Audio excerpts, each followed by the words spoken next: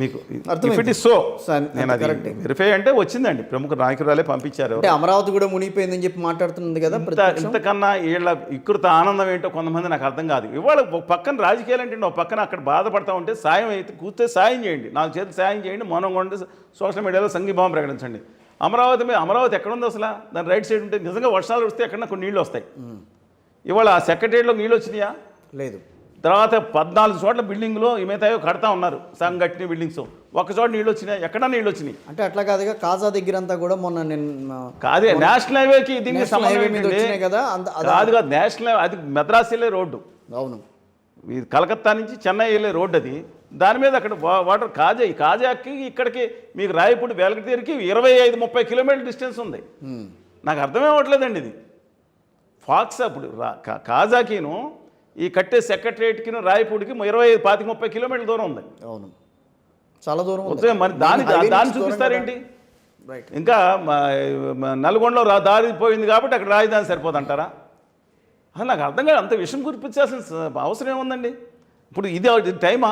సరే, మీరు విషయం ఇప్పుడు అట్లాంటి టైం కాదు మరి రాజకీయాలు కూడా వాళ్ళు కట్టడం వల్లే, రిటైనింగ్ వాళ్ళ వల్లే లోపలికి విజయవాడలోకి వాటర్ రాలేదని చెప్పి డెఫినెట్గా కృష్ణలంక అక్కడ టోపోగ్రఫీ తెలిసిన వాళ్ళు కృష్ణలంక కానీ మిగతా ప్రాంతం ఇవన్నీ కూడా పైన కింద సేపు ఇది తప్ప నీళ్లు రాకపోవడానికి కారణం డెఫినెట్గా రిటైనింగ్ వాల్ కట్టడం. రిటైనింగ్ వాల్ ఎప్పుడు ప్రతిపాదించారు? ఎప్పుడు 2009 ఎప్పుడు మొదలుపెట్టారు? ఎప్పుడు కంప్లీట్ అయింది? చంద్రబాబు నాయుడు గారి హయాం ముందే ప్రణాళిక అయిన తర్వాత ఆయన దగ్గర కొంత కంప్లీట్ అయిన తర్వాత లాస్ట్ 1.3 కిలోమీటర్స్ మొత్తం కంప్లీట్ చేసింది జగన్మోహన్ రెడ్డి గారి హయాంలో. కంప్లీట్ చేశారు. అంతే మొదలుపెట్టడం చాలా వరకు అవటం, మిగతా అది కంప్లీట్ చేయకుండా ఆగిపోయింది. డెఫినెట్గా ఎవరు క్రెడిట్ వాళ్ళకి ఇవ్వాల్సిందే. జగన్మోహన్ రెడ్డి గారు క్రెడిట్ జగన్మోహన్ రెడ్డి గారికి ఇవ్వాల్సిందే. No second thought in that. కానీ ఆయన వచ్చింది, ఆయన మాట్లాడి అక్కడ చేశారు, అంతవరకు సంతోషం ఉంది. No second thought in that. ఇంతకుముందు ఇప్పుడు ఏమవుతుందంటే చెట్టు కొడతారంట, 10 మంది అలా భారీ చెట్టును కొడతా వెళ్ళిపోయింది. అది ఆఖరి అతను వచ్చి ఒకటి వేస్తే పడిపోయిందంట, నేనే పడగొట్టానంటారు. అంతేగా. ఆయన కృషిని కూడా తక్కువ చేయట్లేదండి. కానీ అది రాజకీయ విమర్శలకి, బుడమేరు గేట్లకి అపరిపక్వత్వం. అలాగే చంద్రబాబు గారు గేట్ ఇంకోటండి. ఆ రోజు నేను చెప్పాను, నా మీద విమర్శించారు, లోకేష్ గారు పెట్టారు, ఆ బోటుకి అడ్డం పెట్టి మా నాన్నగారు ఇంటి ముంచేద్దాం అనుకుంటున్నారు అని చెప్పి. బోటు అడ్డం పెడితే ముంచేయడం నాకు అర్థం కాదు. ఇవాళ 2-3 బోట్లు అడ్డం పడి అంటే చంద్రబాబు నాయుడు గారు లోకేష్ గారు అడ్డం వేసేసి ఆయన ఇంటిని ఆయన ముంచేసుకున్నా చూస్తున్నారు ఆరోపిస్తారా? ఇలాంటి ఆరోపణలు రాజకీయాలకు రాజకీయ నాయకులకు అన్నీ తేవు. మరి ఆ బోట్లు ఎక్కడి నుంచి వచ్చినాయి?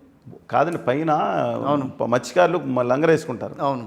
ఈ భారీ వదల్లో ఏంటంటే లంగలు తెంపేసుకుని ఆడదల్లా కొట్టుకుని వచ్చి గేట్ల దగ్గర నిలబడతాయి. దానికి కూడా ఏదో వెనక చేసి లాస్ట్ టైం ఇన్ని మొత్తం ట్రోల్ చేశారు తెలుగుదేశం వాళ్ళు. ఇప్పుడు వైకాపా వాళ్ళు ట్రోల్ చేస్తున్నారు. సబ్జెక్ట్ అండ్ ట్రోల్ చేసే టైం అండి ఇది.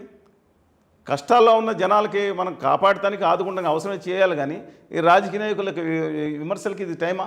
పనిగా అమరావతి మీద నాకు చెప్పండి. మిగతా విషయం అమరావతి మునగలేదండి, నీళ్ళు వస్తాయి. మీకు చెన్నై ఎన్నిసార్లు మునిగిపోయింది? నేను కంపేర్ చేసి అలాగని మునగాలంటలేదు. చెన్నై ఎన్నిసార్లు మునిగింది? ఢిల్లీలో వరదలు వచ్చినాయి, చాలా. మీరు హైదరాబాద్లో వెళ్ళి చూడండి వరదలు వచ్చినాయి. దుబాయ్లో వరదలు వచ్చినాయి చూడండి. మీరు చూడండి ఒకసారి, దుబాయ్లో సౌదీ అరేబియాలో వరదలు వచ్చినాయి. ఆ ఎడారిలో కూడా వరదలు వస్తే ఇబ్బంది. ఆ రోజు క్రౌడ్ బరెస్ట్ అయితే శ్రీశైలం పరిస్థితి ఏంటంటే ఆ రోజు కర్నూలు ఎందుకు మునిగిపోయింది? ఎన్ని లక్షల క్యూసెక్లు వస్తే మునిగిపోయింది? కాదు చాలా కాదండి, ఇన్ని లక్షలు రాలా. ఇప్పుడు 11 లక్షల క్యూసెక్లు వస్తే తట్టుకొని నగరం నిలబడిందంటే ఎక్సెప్ట్ బుడమేరు ప్రాబ్లం కనుక ఉంటే కనుక అది కూడా ఇష్యూ కాదు కదా. అవును. ఇప్పుడు మునగటానికి ముఖ్య కారణం బుడమేరు. కృష్ణా జిల్లాలో 11,40,000 క్యూసెక్లు వచ్చి 11 లక్షలు వేసేయండి, పోనీ ఇప్పుడు 40,000 తీసేయండి, 30,000 వచ్చినా తట్టుకుని నిలబెట్టారంటే అబ్సల్యూట్లీ ద గ్రేట్నెస్ ఆఫ్ ఆ రోజు ఇంజనీర్స్. ఆ రోజు కరకట్ల బలోపేతం నిర్మాణం. ఇవాళ రేపల దగ్గర నేను రాత్రింబగళ్ళు మనుషులు పెట్టారు, బ్రీచ్ చేసేస్తారు. రాజకీయ నాయకులు ఏమన్నా కుట్ర చేసి కన్నం పెడితే ఏమవుతుంది? చాలా ప్రమాదకరం. చిన్న కరకట్ట కన్నం పెడితే మొత్తం కొట్టేస్తాయండి, 20, 30, 40 కిలోమీటర్లు పోతాయి. నిన్న సెక్యూరిటీ పెట్టారు, కరకట్టకి దుర్మార్గులు వేసేస్తున్నారని. అది పరిస్థితి. రాజకీయాలంత వికృతి చర్యలకి వీళ్ళు ఆరోపించినా వాళ్ళు అలాంటి పనులు చేసినా ఎవరన్నా చేశారని అంటలేదండి. ఇదే పరిస్థితి జరుగుతుంది. ఏం జరుగుతుంది అసలు దీంట్లో? పూర్వం చెరువు కట్టి ఈ ఊరు వస్తే ఆ ఊరు వస్తేనే ఊరిని కాపాడకుండా చేసేవాళ్ళు. అవును, అది దుర్మార్గమే. కానీ ఇక్కడ వాళ్ళ రాజకీయ స్వార్థాల కోసం జనాలు బలి చేయడానికి సిద్ధపడే దిక్కుమాల నాయకులు దేశమంతా తయారయ్యారు, ఆంధ్రప్రదేశ్లో కాదండి. I don't want try to ఎవరికన్నా బ్లేమ్ చేయడానికి చూడండి నేను. కానీ నిన్నంతా పహారాలు నడిచిన సెక్యూరిటీని, సిబ్బందిని కరకట్ల దగ్గర కాపలా పెట్టిన సందర్భాలు ఏందండి ఇది? పైగా అమరావతి ఏదైతే ఉందో అన్న ధర్నకోట, దీనికి 29 గ్రామాలకి సంబంధం లేదు, చాలా దూరంలో ఉంది, అది కూడా 15 కిలోమీటర్ దూరం ఉంది.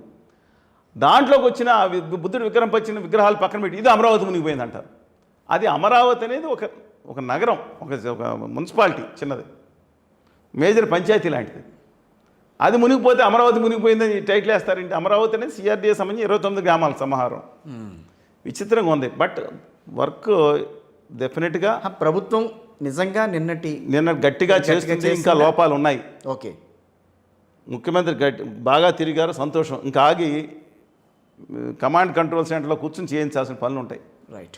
అందువల్ల మిగతా కార్యక్రమం రాజకీయ ఆరోపణలు తర్వాత చేసుకోవచ్చండి. ముందు మాత్రం అక్కడున్న సేవా కార్యక్రమం.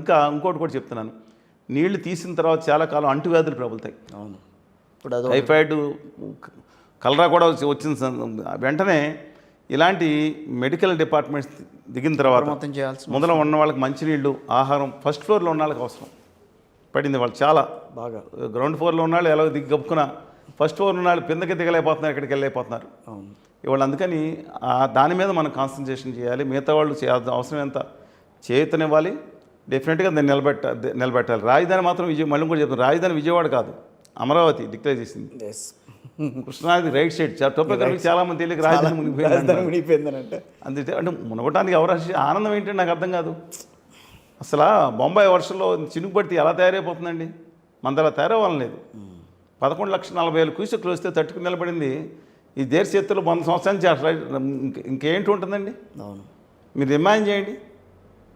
మూసి వరదలు వచ్చినాయి 1910లో. మోక్షగుండ విశ్వేశ్వరయ్య గారు, మన తెలుగు బిడ్డ, భారతరత్న, ఆయన పిలిపిస్తే ఏసా మోసా రెండు చిన్న నదుల కింద లెక్కండి. ఏసా మోసా అని అంటారు. ఏసా మోసా ఇటు నుంచి వస్తుంది, ఎటు నుంచి అండి మన వికారాబాద్ నుంచి ముచ్చుకుందా అనేది అంటారు. ఓకే, ఏసా నుంచి కూడా మేజర్. అందుకని మోసా మీదేమో ఉస్మాన్ సాగరు, ఏసా ఈ 2 చోట్ల ముచ్చుకుందా అనేది, ఈ 2 చోట్ల కూడా హిమాయత్ సాగరు, ఉస్మాన్ సాగర్ పేర్లు పెట్టారు.